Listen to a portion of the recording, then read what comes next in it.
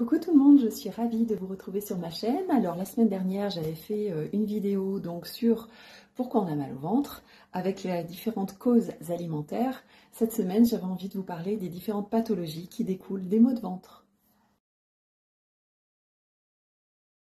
La première maladie que je rencontre le plus dans mon cabinet, ce sont des gastrites, c'est-à-dire de l'inflammation de l'estomac.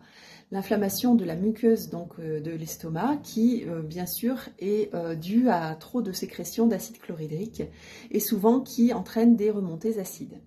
C'est très douloureux, c'est vraiment gênant, ça peut même réveiller la nuit et évidemment ça peut évoluer en ulcère du duodénum, en ulcère de l'œsophage et en ulcère de l'estomac bien sûr, voire en pathologie plus grave. Donc il ne faut surtout pas négliger de soigner son estomac dès qu'on commence à avoir des brûlures.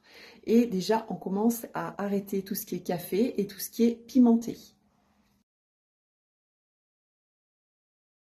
Une deuxième maladie du système digestif que je rencontre très souvent, c'est le syndrome de l'intestin irritable. Évidemment, ça se passe un peu plus bas, c'est plus au niveau de l'estomac, on est vraiment au niveau de l'intestin, c'est-à-dire autour du nombril.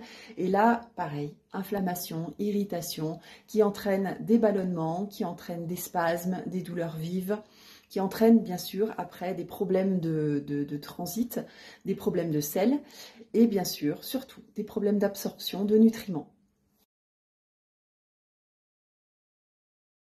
La maladie de Crohn, elle est de plus en plus répandue.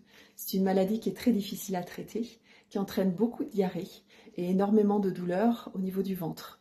Les aliments, l'alimentation évidemment est la première chose à mettre en avant pour pouvoir calmer les symptômes de la maladie de Crohn, mais il faut aussi accompagner par des soins et par des plantes.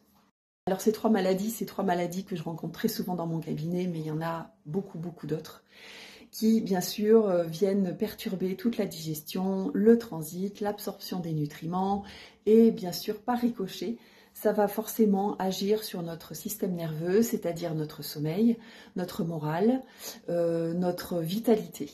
Donc quand vous avez mal au ventre, c'est un signe, c'est un appel au secours. Il faut faire quelque chose, il ne faut pas attendre parce que c'est rare que ça passe tout seul. Après les médicaments, ça aide, c'est sûr, mais parfois ça ne suffit pas. Alors je vous conseille éventuellement de venir me consulter ou dans mes cabinets ou à distance. À bientôt.